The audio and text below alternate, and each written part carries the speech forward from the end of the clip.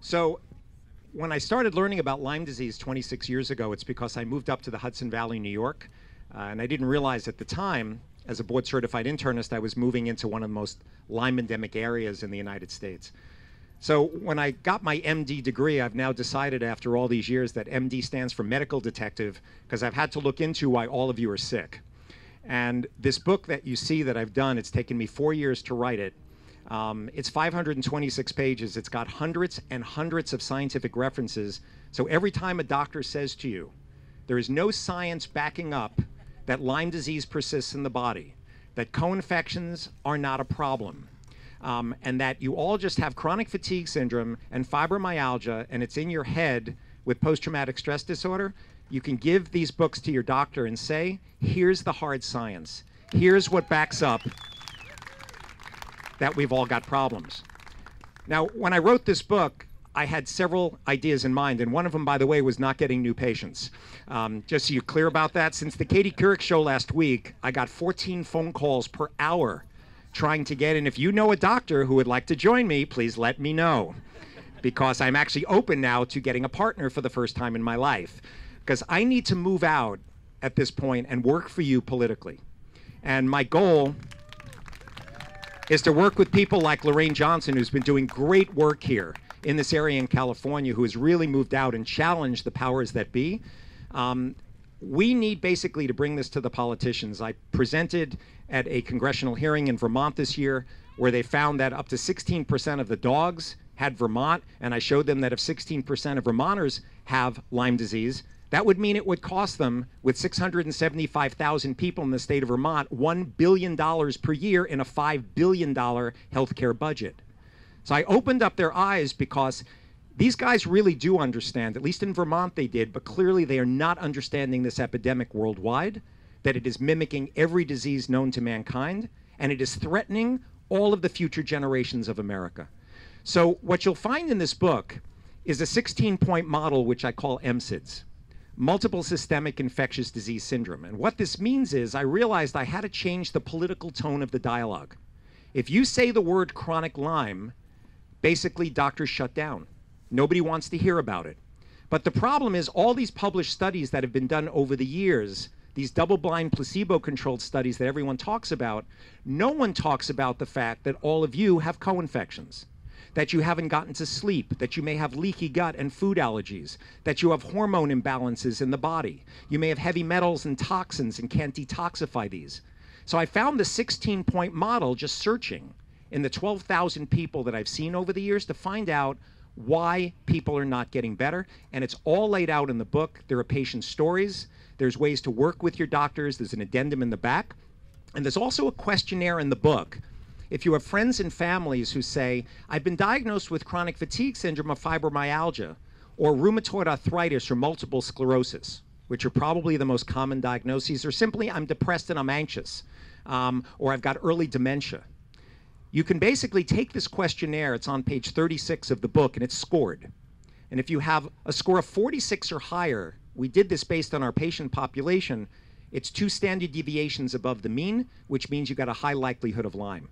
So if the people take the questionnaire and they read the book and they see the symptoms, you should be able to identify in you, your friends and neighbors, whether in fact you do have Lyme disease.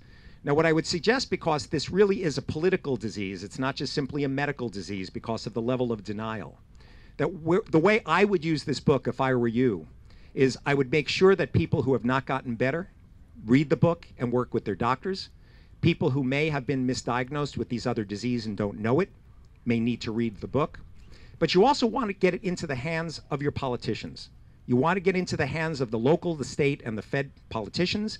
And Congressman Chris Gibson in New York told me last year when I presented at a congressional hearing that he would take me to the Hill and we would go to Congress, and I'm going to try and get a book into every member of Congress's hands and try and work with the NIH and the CDC on this. I realize for your sake that you have not been heard. The suffering and the stories that I hear all day long of going to 20 doctors and not having answers, this is just not right, not in our country. This is a great country and this should not be happening. So there are answers, and we're going to find answers, but we do need to work at a high level to be able to find answers for you and get this validated with a model. So I'm going to look also for research eventually to get this model that I'm using validated so that we can do Framingham type studies. So we take these patients who have what I call the 3 I's: infections, inflammation, and immune dysfunction. You've got all these chronic infections: Lyme disease, chronic, babesiosis, very difficult to get rid of, Bartonella, difficult to get rid of, mycoplasma species that can persist. These drive inflammation. And ultimately, it's inflammation that's causing all of your symptoms. That's what causes the headaches, the joint pain, the muscle pain, the fatigue, the brain fog, the mood disorders. There are these inflammatory molecules in the body called cytokines, tumor necrosis factor, interleukin-1, IL-6. It's all explained in the book of how you shut down the production of these cytokines and how you open up the body's detox systems to get rid of it. So every trick I have found over the years is in this book so that you can work with your physicians and healthcare providers that your health can improve. So I really hope that this is going to be a benefit for you. And please, for those of you whose doctors are not members of ILADS, and for those of you who've not signed up with the LDA.org and signed up with your local Lyme organizations, please make sure that you are signing up, because this is going to be a grassroots movement. Just like it was with the AIDS epidemic, where you were not heard for years. Your voice must be heard. People must know how much suffering you go through. And in New York, the way the Lyme patients made progress is they went into their congressman's office. They told their stories. The doctors in New York have told their stories to the congressman and explained what's happening. And there are some people in Congress and at the local and state levels who are understanding. So this has to be a grassroots movement.